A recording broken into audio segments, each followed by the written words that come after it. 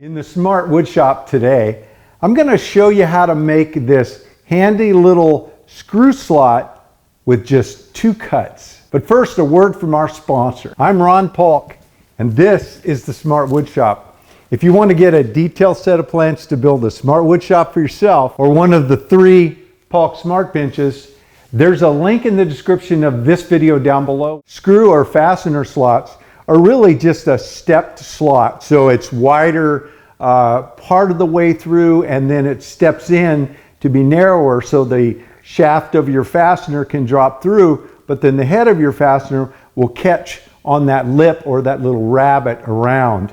To make this screw slot, I'm going to use 2 different cutters in the Domino 500. I'm going to use a 10mm cutter, which is the largest that the 500 will accept, and that is going to be partially through the material, and that will create the lip or the rabbet around the inside edge of the slot. And then I'm going to use a 6mm to go all the way through, and that'll be for the shaft of the fastener. To show you how quick and simple this is, I'm going to go ahead and make 3 slots in this cleat. I'm going to do 1 end from each end, and then 1 in basically about the center. And then for the depth of the larger cut, which in this case is 10mm, I'm going to, and that'll vary depending on the thickness of your material, but I'm going to go to 15mm for the depth of the cut, and I'm going to set down from the top edge.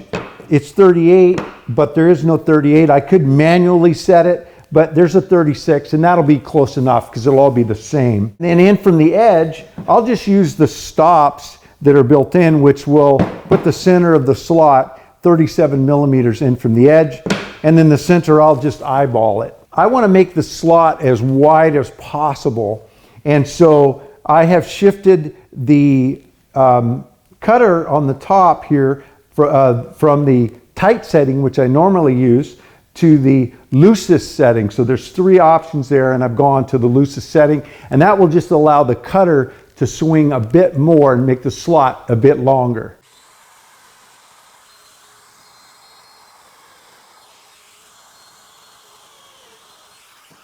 Now I'll swap out the 10mm for the 6mm cutter. After changing the bit, the only setting on the 500 that I need to change is the depth of the cut. I want the 6mm cutter to go all the way through. So in this case, this is around 25mm. So I will set this up to, I'll go ahead and go 28.